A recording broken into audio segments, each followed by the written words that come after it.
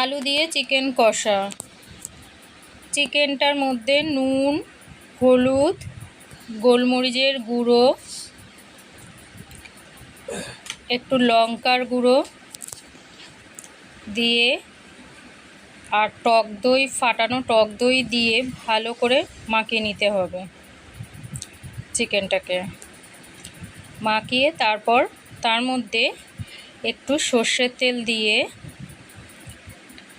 আবার ভালো করে একটু মাখিয়ে রেখে দিলাম। এরপর কড়াইতে সর্ষের তেল গরম করতে দিলাম।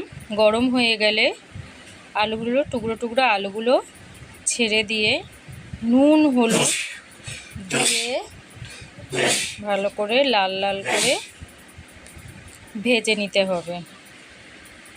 একদম বাদামি বাদামি করে আলুগুলো লাল লাল করে ভেজে নিয়ে তুলে রাখতে হবে।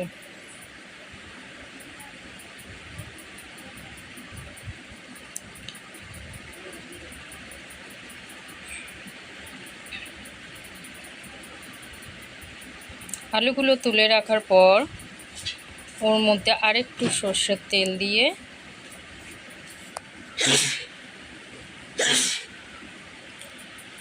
শুকনো লঙ্কা, গোটা গরম মশলা, তেজপাতা, একটু জিরে,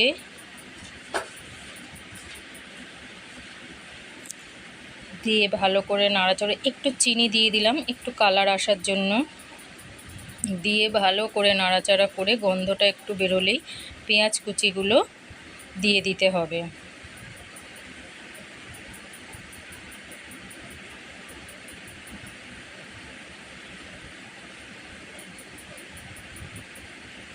পেঁয়াজগুলো লাল লাল করে ভাজা হয়ে গেলে ওর মধ্যে একটু নুন দিয়ে লাল লাল করে পেঁয়াজটা ভেজে নিতে হবে।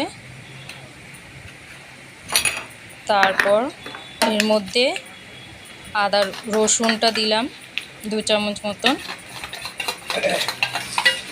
দিয়ে ভালো করে নাড়াচাড়া করতে হবে। রসুনের গন্ধটা যাতে চলে যায়, ভালো করে একটুখানি কষিয়ে নিলাম। কষিয়ে নিয়ে তারপরে আদা বাটাটা আবার দিয়ে দেব। 2 চামচ মতন, 2.5 চামচের মতন আদা বাটাটা দিয়ে দিলাম। দিয়ে ভালো করে কষাতে হবে। কষিয়ে কষিয়ে তেলটা ছাড়তে হবে। এর মধ্যে একটু নুন ফেলে দিলাম, ছিটাচ্ছিল বলে যাতে না ছোটায় সেই জন্য একটু নুন দিলাম। দিয়ে ভালো করে কষিয়ে নিলাম। দেখো আদা রসুন পেস্টটা দেওয়ার পরে কষানোর পরে তেলটা ছেড়ে এসছে। তারপরে আবার টমেটো দিয়ে আবার ভালো করে কষাতে হবে। কষাতে কষাতে যাতে টমেটোর কাঁচা গন্ধটা এবারে চলে যায় সেইভাবে কষাতে হবে। তেল ছাড়া পর্যন্ত ভালো করে কষিয়ে নিতে হবে। যত কষাবে তত মাংসের স্বাদ ভালোভাবে বাড়বে। ভালো করে কষিয়ে নিলাম। তার মধ্যে জিরের গুঁড়ো, ধনের গুঁড়ো, লঙ্কার গুঁড়ো দিয়ে আবার ভালো করে কষাতে থাকছে। ভালো করে কষিয়ে কষিয়ে নিলাম।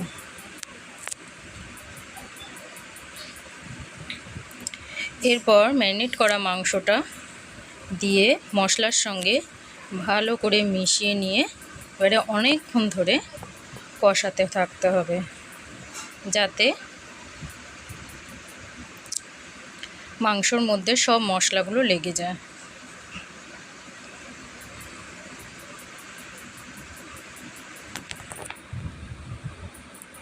থালার মধ্যে যে ম্যারিনেট করা ছিল তার মধ্যে একটু জল দিয়েও মাংসর মধ্যে দিয়ে দিলাম, অল্প একটু সামান্য। কষাতে কষাতে দেখো আমাদের তেলটা ছেড়ে এসছে। ভালো করে কষাতে কষাতে মশলাটার সাথে তেল ছেড়ে আসতে আর একটু জল দিলাম, দিয়ে আবার ভালো করে একটু কষালাম।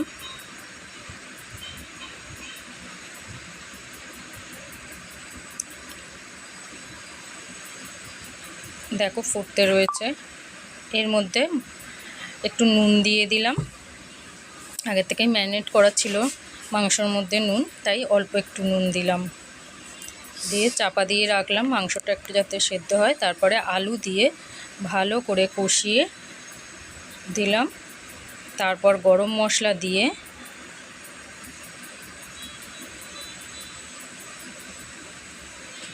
আমাদের একটু চাপা দিয়ে রেখে দিতে হলো। দিয়ে গরম মশলা দেওয়ার পরে গ্যাসটা অফ করে